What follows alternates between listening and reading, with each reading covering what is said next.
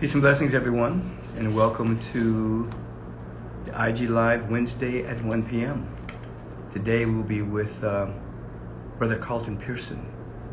I'm going to tell you who he is right now, and then I'm going to pull him online.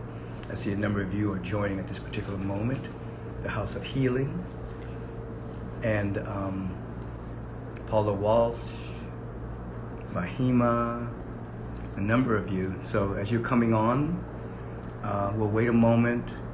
I'll let you know, for those of you who don't know who Bishop Carlton Pearson is, I'll let you know who he is. And we're going to have a wonderful dialogue, wonderful conversation. Julio.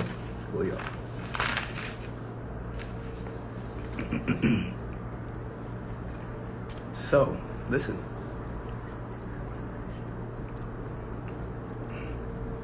I can't hear you. So, here we go. Bishop Carlton Pearson is a progressive spiritual teacher, thought leader, sacred activist, humanist, and peace agent. He's founder of the metacostal network of churches and ministries, but one of the most beloved Pentecostal Christian personalities of his generation. He headed a mega church in Tulsa, Oklahoma until he had a spiritual epiphany, which ran against church dogma. We'll talk about that story in just a moment. His story was featured on NPR, This American Life, which became the Netflix movie come Sunday. His numerous media appearances include CBS Evening News, Dan Rather, BET Tonight, Tavis, Smiley, to name a few. He's written at least 2 powerful books, The Gospel of Inclusion, and God is Not a Christian, nor a Jew, Muslim, Hindu, God dwells with us, in us, around us, and as us. We're going to pull in Bishop Carlton Pearson, who is a good friend of mine, colleague and friend, and we just did something on a Sunday night on his Facebook page where he called in myself and Bishop Barber and Marianne Williamson and Sister Jenna and Bishop Flunder and a number of other individuals, gossett, to basically have a moment of prayer and meditation around this particular season that we're in, the election season, as well as just this particular season we're in which we're all grappling with so much that's emerging in our particular time in human history. Let me see if we can find him.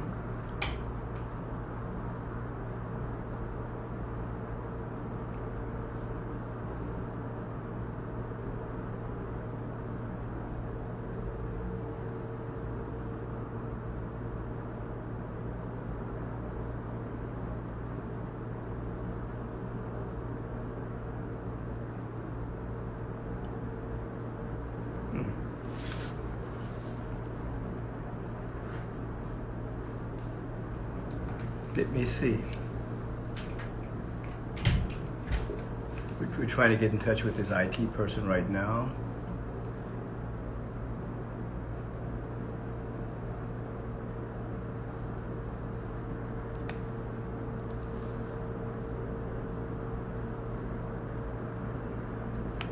So until we find him,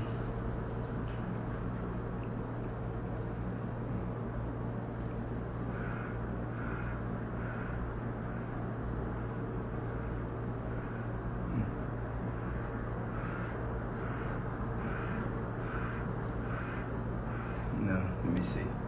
Hold on, everyone.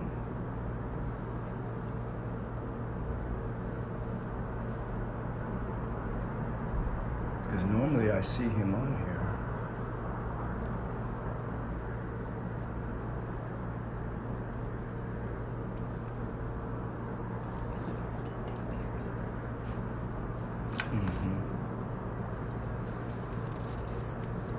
Here it is.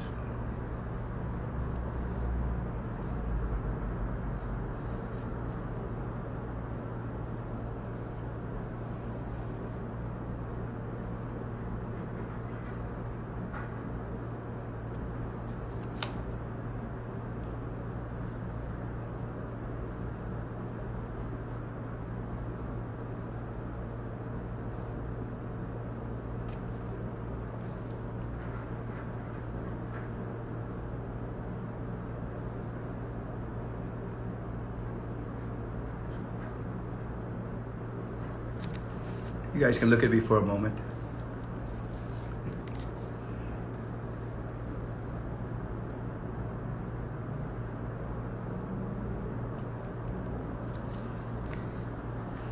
So we're in the middle of an election cycle that looks like, from the last time I checked, you're going to have a shift in who's your president. That's what it looks like right this particular moment. We're going to get into that with Brother Carlton and other things as well.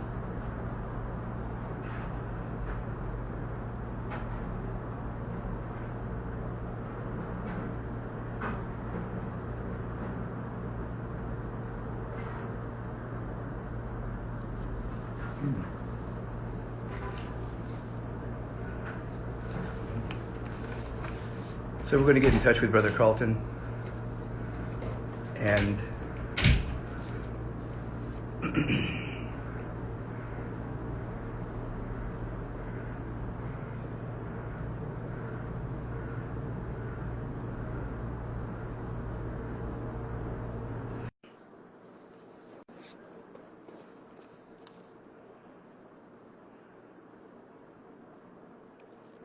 other than that, I am, for those of you joining us for the first time, I'm Michael B. Beckwith, founder, spiritual director of the Agape International Spiritual Center. And every Wednesday, approximately 1 p.m., we have an opportunity to dialogue with thought leaders and artists. And there's Carlton right there. Brother Carlton, I can't hear you. Let me see.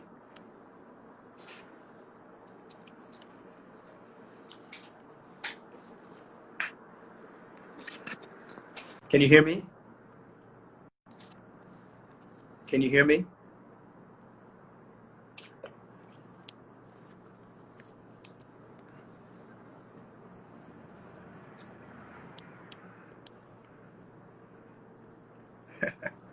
You can't hear me either.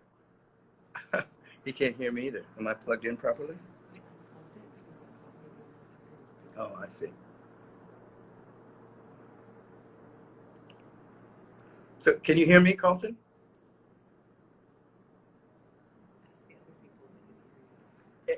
Those out there watching, can you hear me?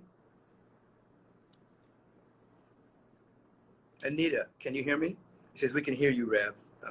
Can you guys hear Carlton? But I can't hear Carlton. And Carlton can't hear me. So something is up with technology. Shall we? Carlton, hang up. Let's try it again. Somebody's going to call him. You can stay in here and do that. We're going to probably ask Carlton to hang up, and we're going to try to get back to him again. So they're saying they can't hear Carlton, but they can hear me. But I can't hear Carlton either, so something's going on his side. Yeah, they can't hear you either. Give us a moment. We're going to have Carlton restart it and try it again.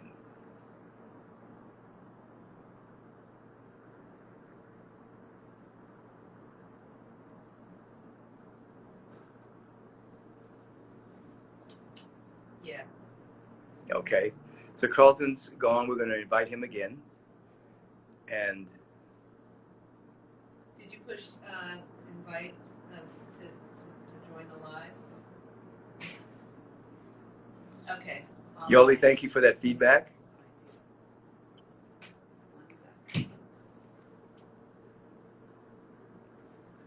Somebody's saying, is that Lee in the background? That is Lee Simon Brown, being an IT person today.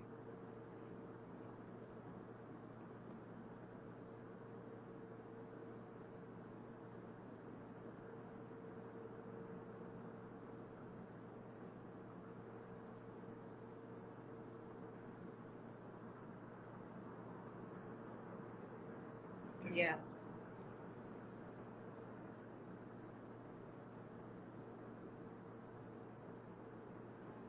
Okay, 1 second. I'm just going to see if I can send it to you. Hopefully you pop up.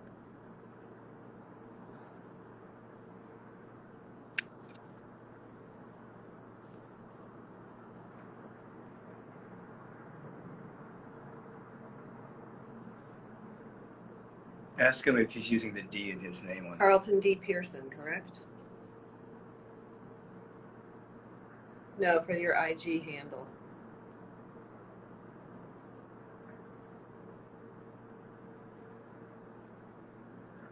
No, it's okay.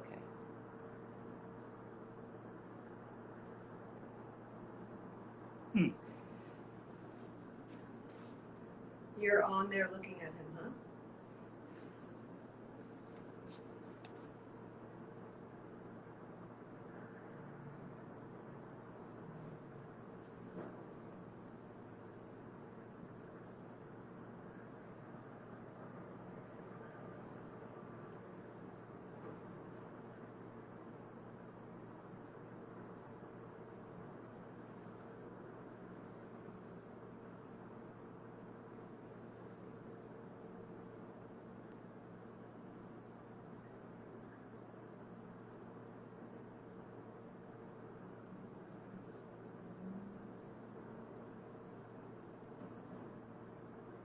It's interesting.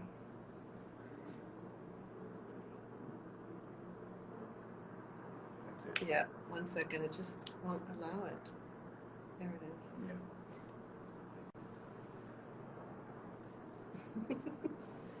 All right, it should send you an invitation.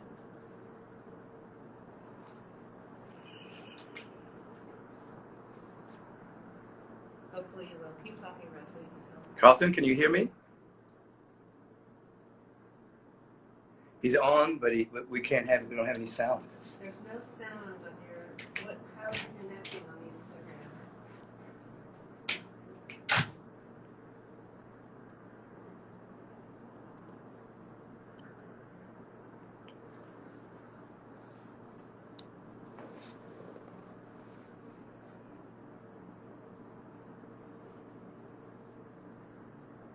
We're trying to get sound for Brother Carlton.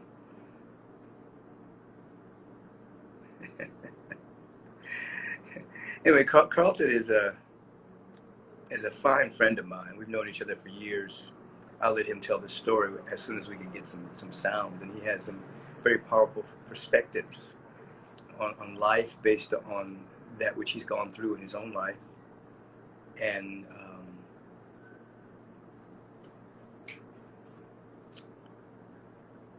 then his own spiritual epiphanies, and then his own rebuilding and rebooting his whole life.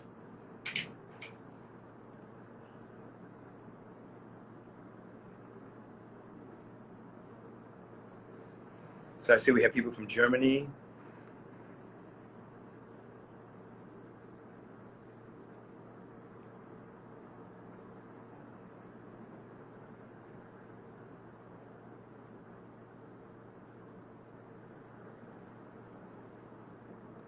Carlton, I know you can't hear me, but if you can look at what the people are suggesting, you may want to try some of these things.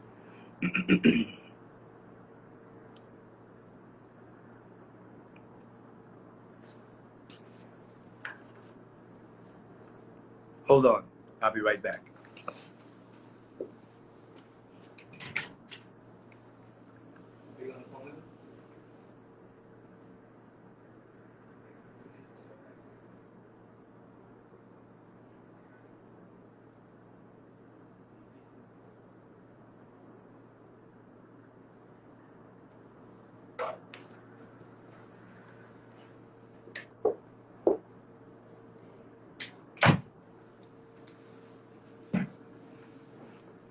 So my person is communicating with this person to see if he's muted, if he has his, all the things that could possibly go wrong. They're going to check on it. So just wait a minute.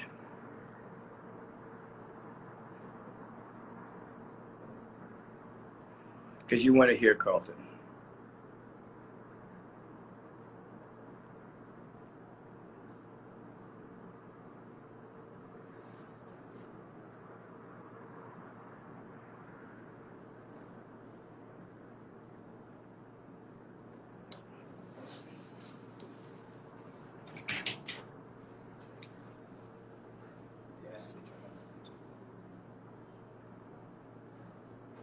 He left. I gotta get him back on.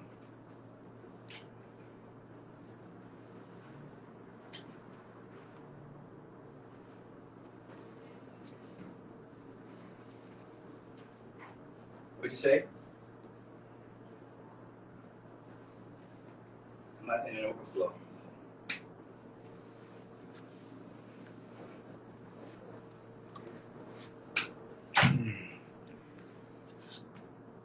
So we're going to try to get Carlton back, and hopefully the technology aspect of life is now working.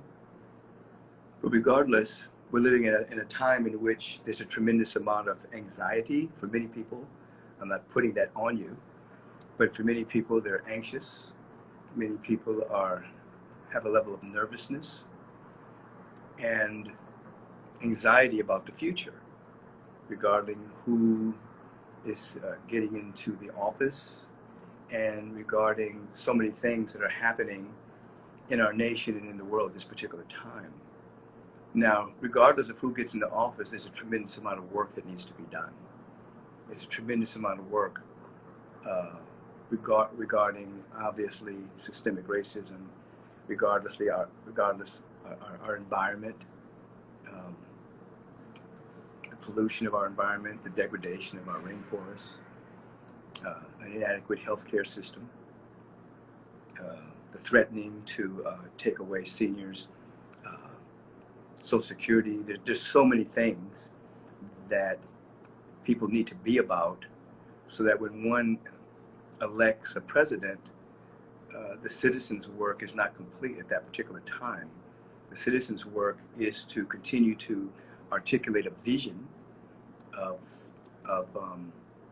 what is the highest and best for all citizens in America and on the planet, and begin to work according to our gifts and talents for that to unfold.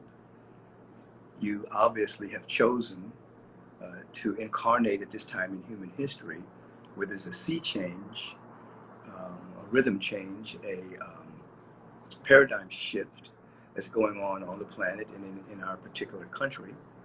And there's an old paradigm that is really struggling to hang on in there.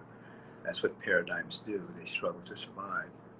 And there's a new paradigm that is emerging at this time in human history. The old paradigm has a lot to do with the belief in lack and limitation, separation. Might makes right. He who has the most toys at the end of the day wins. It's steeped in materialism, which obviously provided and built a culture of war, and to build up one's economy, and now there's from the 60s up to this moment, there's a new paradigm that's emerging that's dealing with more of a global perspective of life, that we're all interrelated and that we have to seek to collaborate rather than dominate. So the whole domination paradigm is face to face with the collaboration paradigm that's emerging, and ultimately the universal presence through universal laws supports the next level of evolution, the next level of unfoldment. So we're in the midst of that. And so your particular work, your spiritual work, is about being in harmony with the next great vision version of yourself, and then participating in the next great vision and version of a kind and just national society and a kind and just a global society.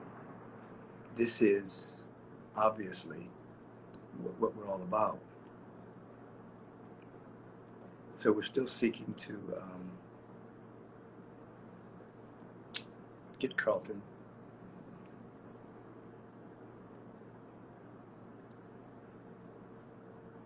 and it's interesting because his name isn't popping up, but we know it is in Instagram because I see it quite frequently, and so for some reason not popping up.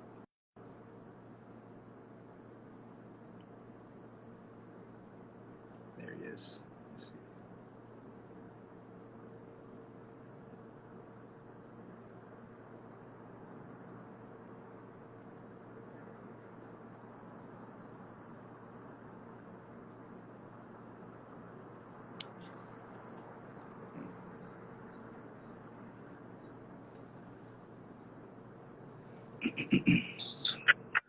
Carlton, can you hear me? Yes. Hey, there you go. Can you hear me? I can hear you. Oh, I don't know. I've seen and heard you all along. I don't know what happened. Sorry. Well, I guess I just had to have a moment to talk to people. Well, they're talking back quite vociferously, so that's good. Absolutely. Apologize, everybody. I'm sorry. I'm glad to be here. However long I have now. Yeah, everything is good. Everything is on time and in time. You know, I mentioned to everybody a little bit about your background, and now the founder of the Metacostal network of churches, and a little bit about your epiphany that you had a number of years ago that challenged the status quo. And because of your particular courage to challenge the status quo, you were excommunicated from the church. Yep. And were you defrocked? I mean, give people a little bit of understanding about your background and some of the epiphany that occurred to you and what changed your life. Well, traditionally, once a bishop, always one, even in retirement. But I was consecrated in 1996. Bishop Charles Blake was the chief of consecrated, but Bishop Patterson was there. And so none of them have denounced me. The organization that did denounce me, the founder just transitioned 2 weeks ago, Bishop Ellis, the one that's portrayed in the movie. But I still have a lot of those friends. In fact, more now than I did then, because they are curious.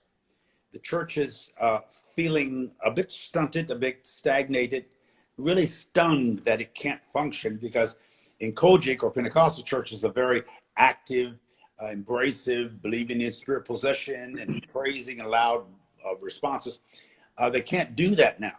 In other words, we can't say, I can't get no help up in here. Somebody repeat, turn to your neighbor. So our brothers don't know what to do. So it's kind of fun to watch this evolution, because we're learning how to go from having church to literally being the church, the kindness, the graciousness, the integrity, the love, the giving.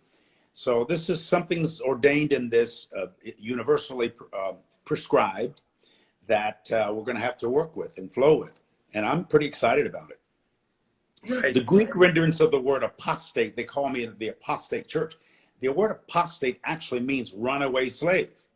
And because religion can be rather binding, and just like living on a plantation and getting, or having 40 acres and a mule, at one point you literally, not, the scripture says, Jesus says, you shall know the truth, not believe it, but know the truth. Right. And the truth you know, whether you believe it or not, will set you free.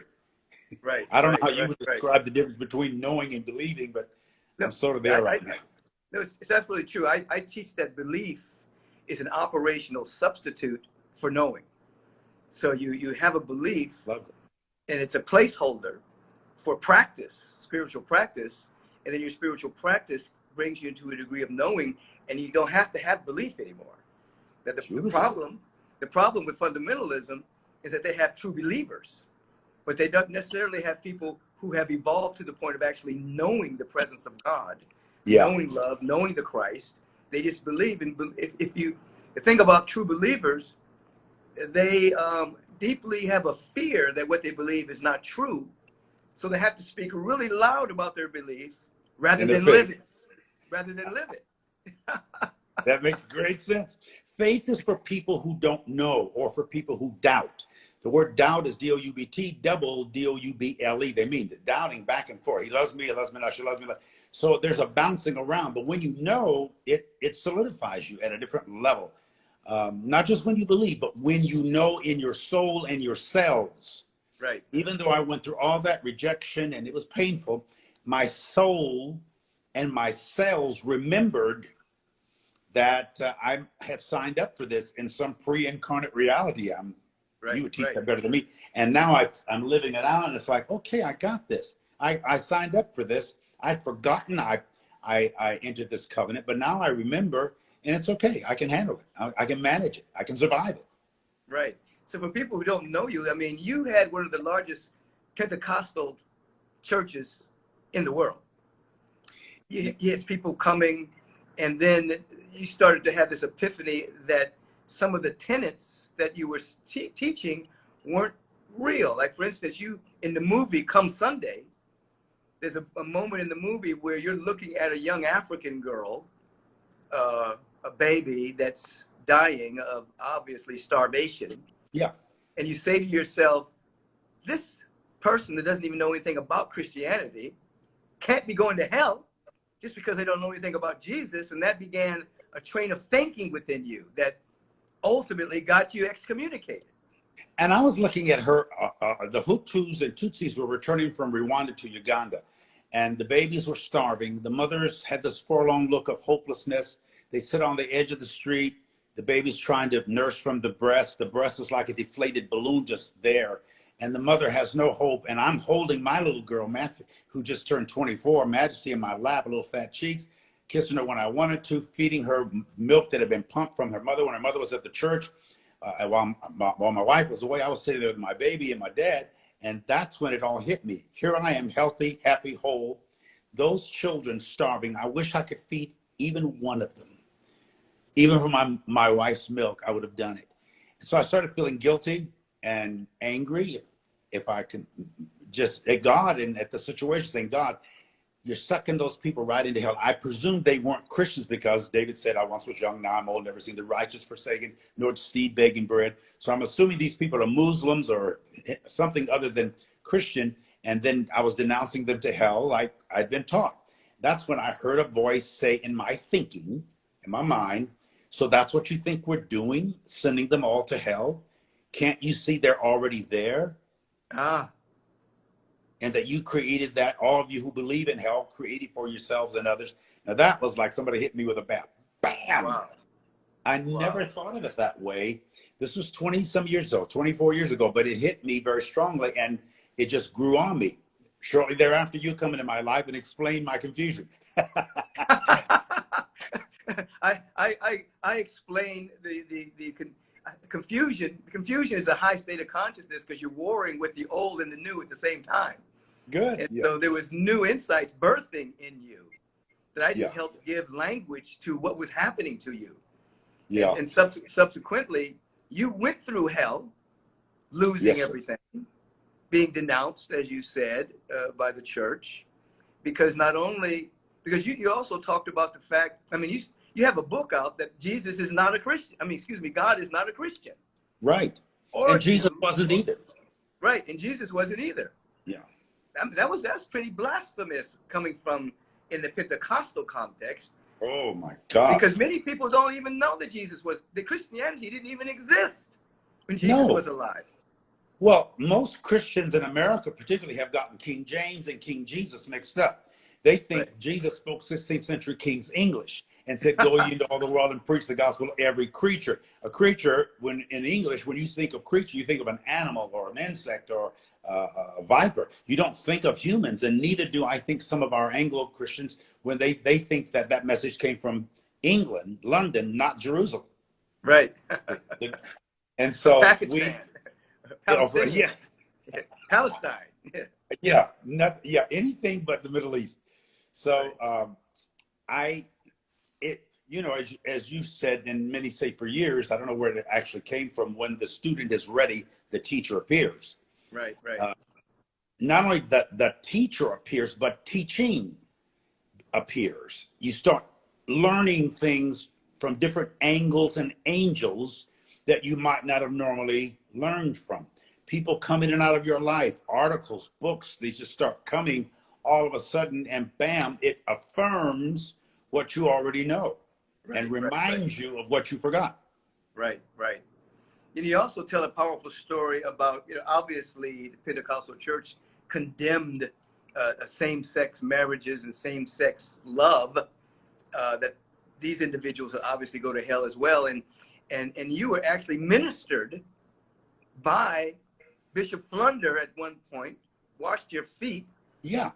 When you went to speak at her church. I mean, the very church that condemned you, then you were embraced by these individuals who were in same-sex relationships, and they loved it. I had indirectly judged too. I had these fundamentalists, sometimes bigoted positions on people who are not like us. Right. So either the color or the lifestyle, same gender loving people, we consider them to be either mentally ill or demon possessed. That's what they taught us. Right. So it took a same gender loving woman who had the same background religiously to come in. Nobody was inviting me in those days as a heretic. Even that was even before I met you. She, the same group I had semi-denounced as off or distant or disobedient, invited me in, not only to speak, then she says, now, when I got through preaching, she said, now walk down through the aisle and let us love on you and hold you and embrace you. And I hadn't been loved on or held or embraced by anybody in a long time, not religious people, and they did it. All these gay men and women, some of them suffering, some of them dying from AIDS, some of them you would never know they were sick or their sexuality was not obvious. They were just there and showing such love. And then when I turned back to the front, she was kneeling with a warm vat of water, Bishop herself, and asked me to take my shoes off so she could wash my feet.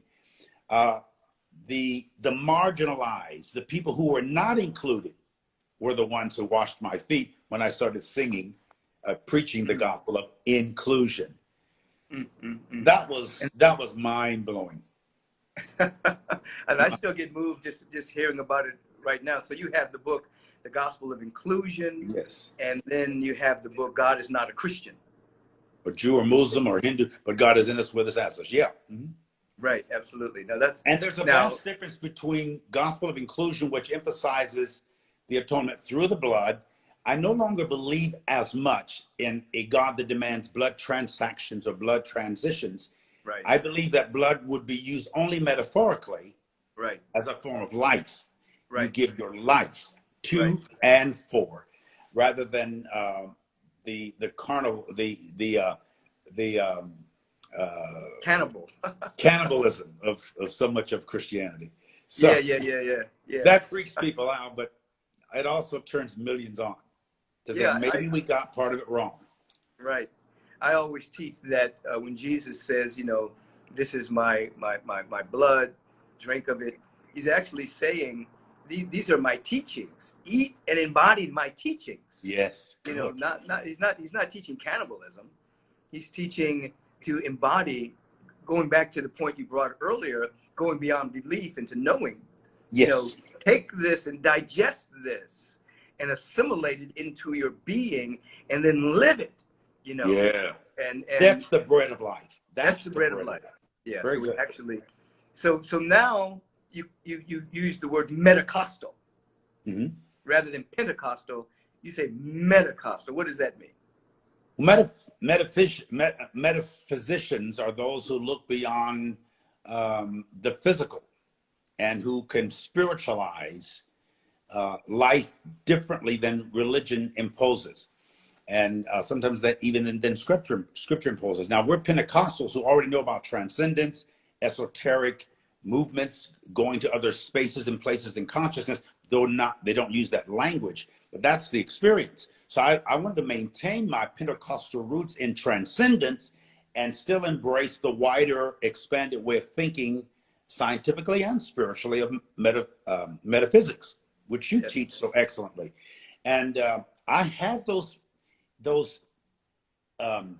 intuitions before I heard the teaching. When I heard you teach and read your books and others, it said, well, I'm not the first this has been out here. You call it ancient wisdom, not just new thought. I said, well, this is true. I just tuned in late. Right. Well, you know what's so funny about that? I used to see you on television, New Dimensions, years ago. Higher dimensions, yeah. And you would start speaking and preaching, and all this metaphysical teaching would come out of your mouth. And you were a Pentecostal minister, and I could see it in you. I could see the mysticism, and I could see the metaphysics, even though you may not have owned it yet at that time. But I knew it. I could see it in you so well. Wow. And so then a number of years later, when we met, I thought about when I used to see you on television and how I saw it then. That everything that you've come into yourself. You got beside yourself, and then you became yourself. Wow. In a very powerful way. So how many people now would you say are being influenced by you under the aegis of metacostalism? Well, actually, there are millions, because hundreds of thousands have seen the movie, millions, and I hear from them from all over the world. Sometimes there could be 50,000, 200,000, 5,000, 3,000. But they're from all over the world listening to my teachings, and they're saying, man, we've been thinking about this a long, long time, but we thought we were crazy. You have now made it make sense to us. We haven't actually lost our minds. Right. And then I start hearing from all this group of people in this country and culture that I didn't even know existed. And even if I did, I would have demonized them. And they're Right. coming out of the woodwork, and they're doctors and attorneys and priests and rabbis and imams from all the different traditions. And see, I see enough Pentecostal in New Thought, or in, especially when I come to Agape spiritual, I see the transcendence. It's all over the place. I hear it. Yeah. And so my background merges quite well. In fact, it informed my infusion into expanded consciousness. We're brothers and sisters in a very powerful way that the world hasn't even known. And I think the different reformations haven't recognized it. Now, with things like I just got a report that Biden, not to get into politics, Biden has been given the state of Michigan, and that things are shifting politically. The evangelical world out of which in which I was born and reared, is questioning again, because they prophesied that he will win, and there's a lot of stuff out there. If it doesn't turn out quite the way they think, they're going to have to reconsider why they were thinking that. Right. So they were prophesying that Trump was going to win. Pat Robertson said it last week. He went to heaven. He had a dream. God showed him. But the prophet said that before Trump ran, prophets I know prophesied that he would win. But they didn't just say he would win a first term. They said he'd win a second term and become a born again Christian. That's what they were prophesying. Now, he apparently is going to lose a second term unless something dramatic happens here. Are you saying that at this precise moment, you're noticing that Biden has taken Michigan? Well, CNN has projected Michigan and Wisconsin. He has Michigan. It looks like he's got Wisconsin so far, Arizona and Nevada. That's the latest. I'm keep it on. So just there, even if he doesn't get Pennsylvania, he has won the 270 electoral votes. He's ahead of Trump now. Yeah. So Joe Biden and Kamala Harris are about to step onto the playing field to. We're going to have to hold them to their promises too that they made when they were running. Oftentimes people think that you win something when whoever you're supporting gets into office, but oftentimes the citizens abdicate their responsibility, go back to business as usual, and think that the president and the vice president are supposed to do something. Yeah. But it's actually the citizens that have all the power. Of course. We have the power, and so we have to actually design our vision. What does our world look like? What do we want our world to look like? What kind of design do we have for our healthcare system, our social security system, our prison industrial system? We have to actually begin to articulate where we want to go, and then allow the politicians to follow our lead. Yeah. But people abdicate their own power, and they think that they're supposed to do it, and they can't do anything without the will of the people. And they work for us. We pay their salaries. Yeah. And they forget that. So I think the whole Congress and consciousness of the nation is shifting. This has been the number one reason why a person like Donald Trump would come to the forefront, is to expose perhaps what ultimately needs to be expelled. Yes. Attitudinally and consciously from this country. We've been almost traumatized for 4 years. And just with the chaos and the vitriol and the mouthing off and the bullying and the insults, it's been the racism, the misogyny, all the phobias out there. We're now saying, okay, this is not the America we want, we choose, and we're going to make a change. Yeah, I would agree. He's exposed a lot. He, instead of being a unifying figure, he became a divisive figure. Yes. And he exposed a lot that we have to work on. And now we have to work on those things that were exposed. We can't go back. We can't go back to sleep. And the whole world was looking at us. And still, everybody was looking. Still. So now it's time. It's going to be time to get to work. And as I was speaking to one of my godsons earlier, he was alleviating the fears of some of his friends about whoever we get into office. And he was explaining to them that regardless of who gets in office, we still have the same work we have to do. Of You course. know? And these were some of his white friends.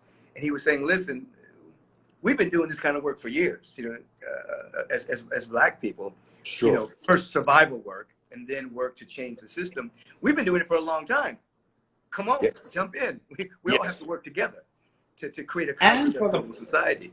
And for the first time, maybe ever in the history of this country, there are more non-Black people supporting Black Lives Matter or things related to that than we've ever had. More white people are shot and killed by police annually, but there are more white people.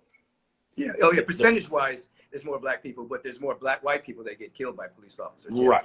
Right. And so we need to deconstruct and reconstruct the whole system of the penal system, the legal system. Lawmakers have become lawbreakers or endorse lawbreakers. So I think we're having to look at everything now, from the rights and powers of the presidency, executive office, to the Supreme Court situation, Right. to make those numbers a little bit more fair, and to recognize that that freedoms that we've been given through the Constitution and amendments have been violated. And so I think with the new administration, it's going to purge a lot of that and clarify some things, because the people are now demanding it. We didn't know it was this corrupt. Right. We didn't realize it was this backwards. And now the country, which is a country of class and caring and dignity, regardless of the races, is now saying, okay, let's fix America. Yeah. Yeah. It's make America great. Period. Yeah. Not make America hate. Again, legally. Somebody had just said to us that the allyship has increased, and I want to just say that basically I don't like to use the word ally. I like to use the word collaborator, because an ally says something like, you're over there and you're going to help me, but a collaborator means we're in this together. We're all human beings. Good. So we're all collaborating for a kind and just global society, and we may have different issues, you know what I mean, that we have to deal with, but everybody's issue is everybody's issue to complete, to bring to a level of harmony and a level of peace for everyone. So and that we don't have to go along to get along. Yeah. We can mind many of the same things without having the same mind about everything. We have Absolutely. to work together. Absolutely. Somebody sent me a text. They were very afraid because some of their greatest friends and people who were in the movement with them in terms of environmental work, in terms of diet, in terms of, had suddenly become Trumpers. You know, that's what she called them. And she was trying to figure out how did they, and she was asking me my opinion. I was saying, you know, we're living in a time in which individuals can be absolutely in alignment on certain issues and then absolute disagreement on other issues. It used to be all black and white. You know what I mean? If you were a vegan, climate, tree-hugging kind of person, you were left. Yeah. If you were into business and whatever, just about making money, you were on the right. But now things are mixed up, which is a sign of evolution, that things aren't black and white anymore. But it leads me to this point. We don't have to agree on all of the details.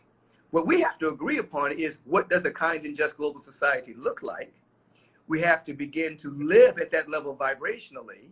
And then through the law of emergence, that will manifest regardless of who's in office. Yeah. Again, the power of the citizens, which is why a couple of weeks ago we had the World Healing Meditation. And this Sunday, you called us together on your Facebook page to have a moment of prayer and meditation and sacred reflection, so that we could, as citizens, come together and hold the space, a reverential space of love and peace and harmony. Yes, healing.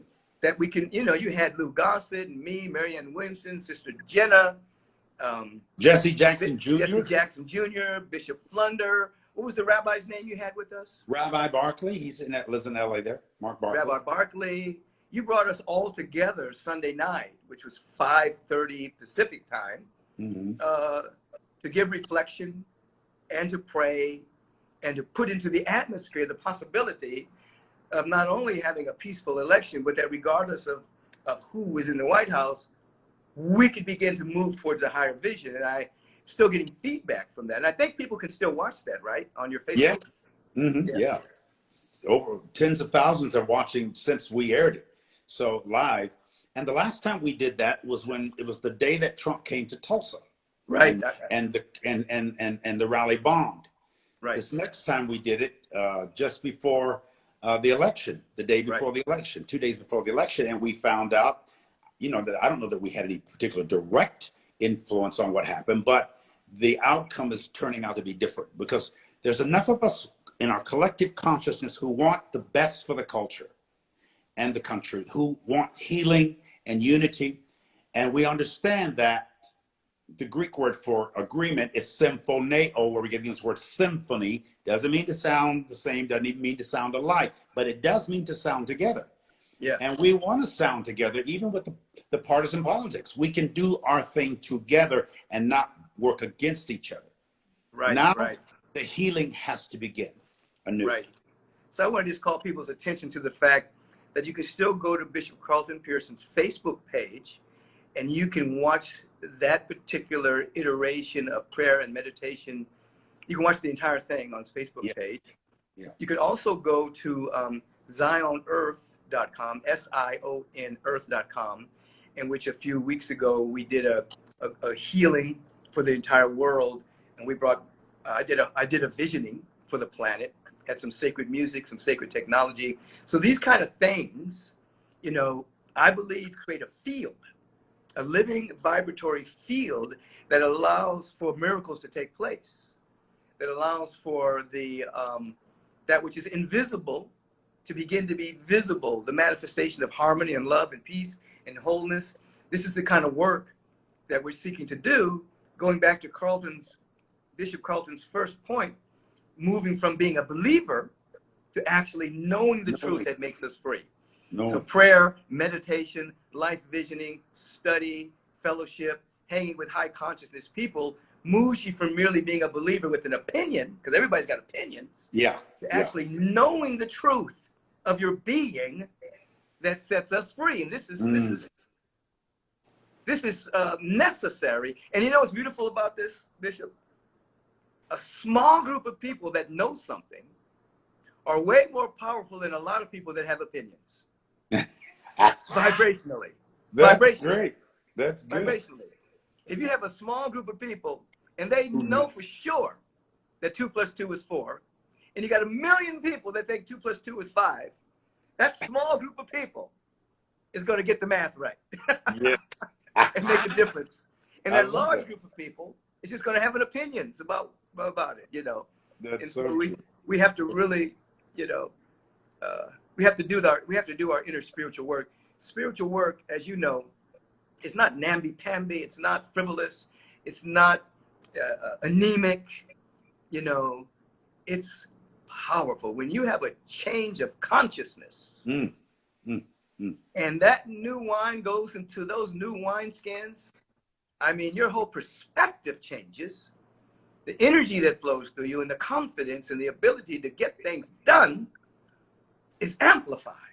And we need a citizenry that's fired up, not religiously, not with religiosity, but with the truth that makes us free. Yes. Yeah. That's what I call the born again experience. It's not words that you say that do that. It's an awakening. When Jesus said to Nicodemus, well, you must be born again.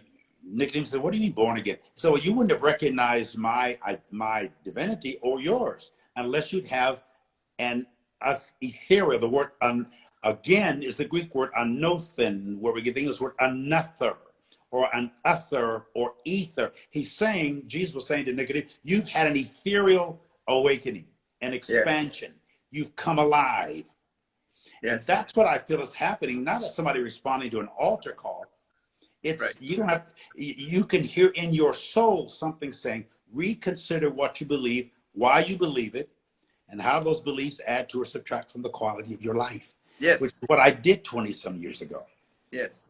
And it's like the whole universe opened up so warmingly, welcomingly, and just started bringing in the Michael Beckwiths and the Stevie Wonders and the Spencers Cheap I'm beef fine. chokers. Yeah, I'm so glad that Stevie Wonder sent you in my direction, and we got a chance to physically meet after I'd seen you on television and knew who you were. Well, his songs have been metaphysical. I didn't know he knew you, but I always heard something in his songs that, even though he's Kojic in his background, Church of God in Christ, Right. Stevie Wonder long time transcended that in his Yeah. lyrics and thinking as a man who was blind but sees differently than we who have normal eyes. And when he said, you heard of Michael Beckwith? You got to get to know Mike. He's right where you are. He's the guy you need to hear. I mean, he basically insisted that I call you, Right. that I find you.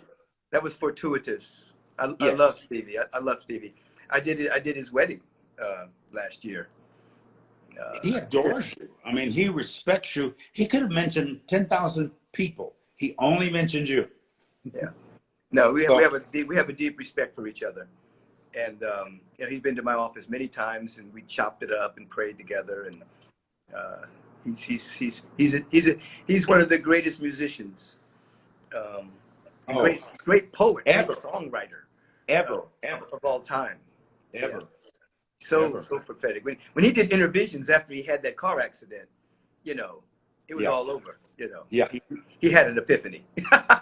He always sees something that the rest of us don't see right away, because Yes.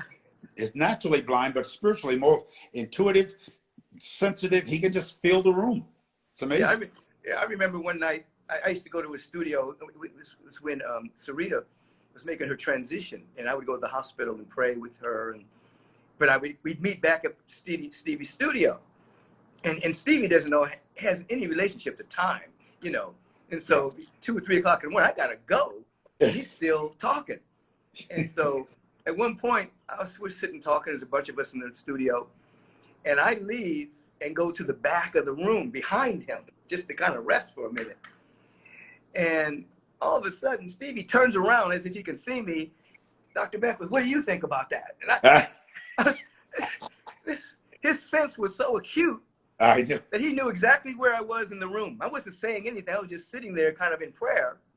He knew exactly where I was sitting, turned and said, Dr. Beckwith, what are your feelings about that? Whatever subject we were talking about. I said, oh, you know, I had to jump back in and participate.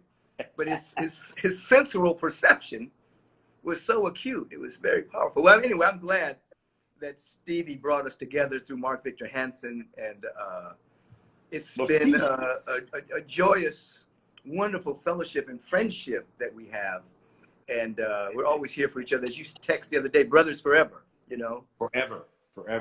Brothers Now, forever. you have such a, especially as a man of color, you have a firm grasp on extended spirituality rather than denominational or church spirituality, which sets you apart.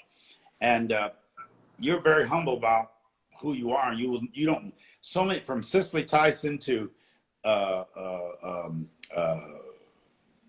some of the top athletes in the LA area or in the country, so many people know and love you and listen to you and call on you.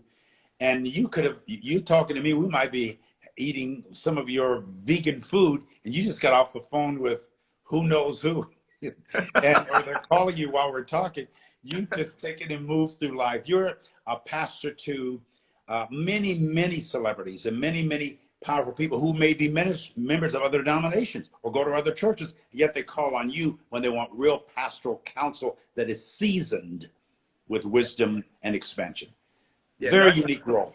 Yeah, no, I feel very, very grateful about that. I can remember many people would come from different denominations, particularly to my Wednesday evening service.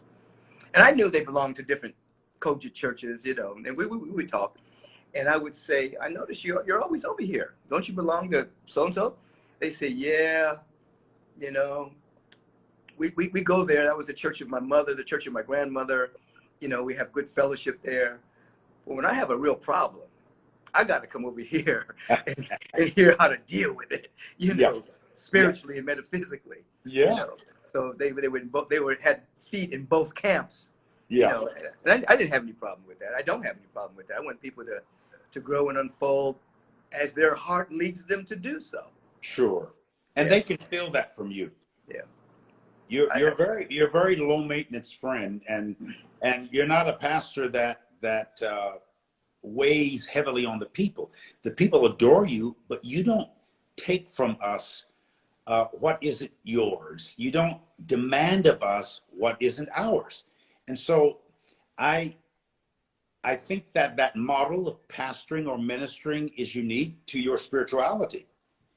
And that sets you apart. You know, I'm a connoisseur of good preachers and preaching. I've been in it all my life. And I'll tell you, dude, you are at a category, you're very metacostal as far as I'm concerned. You have the spirit and the anointing, but you have the intelligence. And this, every time I go to your conferences, you have these amazing scientific thinkers there.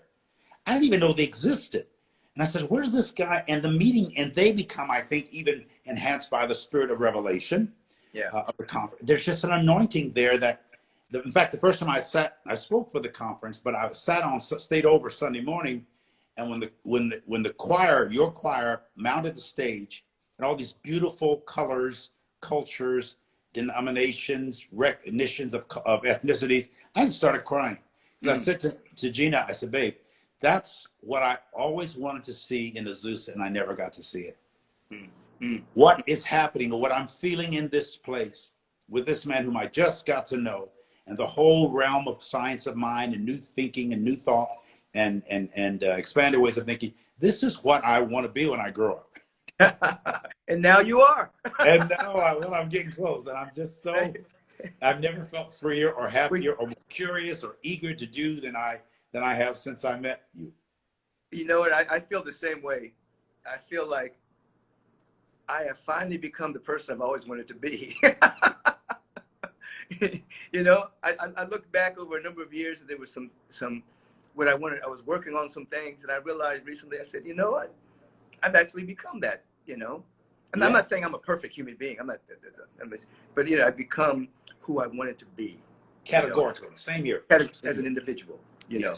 And that's a new plateau to keep going to the next iteration of who we are. Yes. It's a you know, I tell people would like to say that life is a marathon. I say no, it's not a sprint, it's not a marathon, it's a way of life.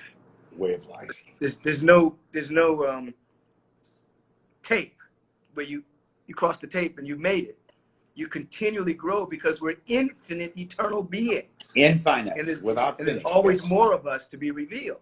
You see, so it's a way of living, of growing, developing, and unfolding, being of service, cultivating generosity, cultivating love, compassion, kindness. You know, you may wake up one day and you may have blown something, so you forgive yourself and get back on your horse and get better at it. You know, yes, it's a constantly growing and unfolding, and you know. Well, with evolution, I've learned it involves involution and dissolution. You evolve inwardly, but some things dissolve that were clusters in your life that didn't belong there as they were, and they separated and mixed into the other parts of your life and became part of your fluidity, and not something that stagnates or stunts the growth. Right. I've had a lot of things, some theology has had to dissolve and change, pass away, and in order to make room for the next iteration or the next reformation. Right. That's coming. Old wine skins, old winos, and old winers. Religiously, I'm done with all of that.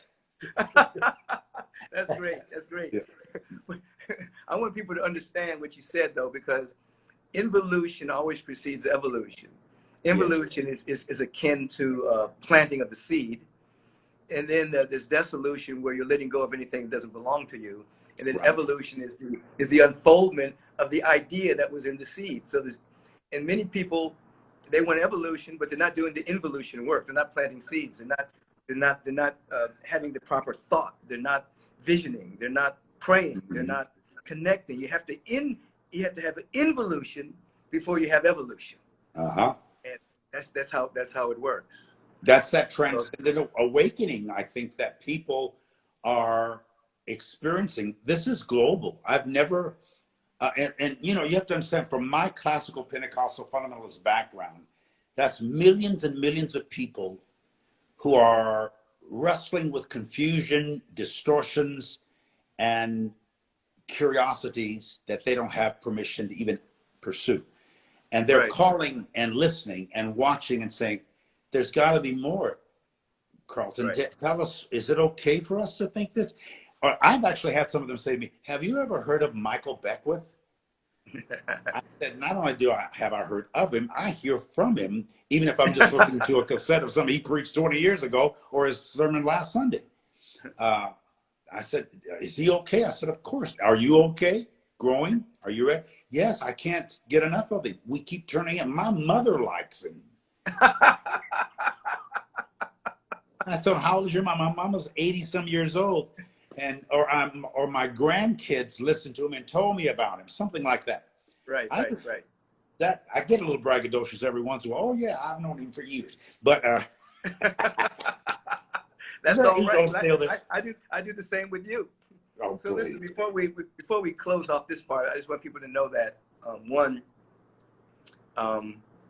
we're gonna come off of the IG live in just a second, and we're gonna do a brief part 2 that's going to be on my app, and you can just go to michaelbbeckwith.com and get the app, and then you have there's a lot of freemiums on the app, which means a lot of material, such as the second part of this interview, and I've done interviews with Sue Morter and Verdine White and so many other people, and there's a lot of other inspiration on the app as well.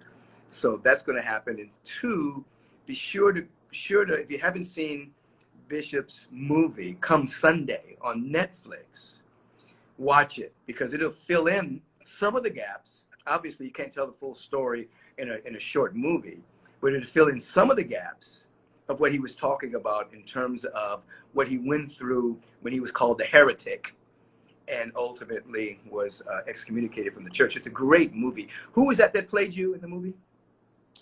Chiwetel Ejiofor, who played 12 Years a Slave. Right. He was the He star did a of good that. job.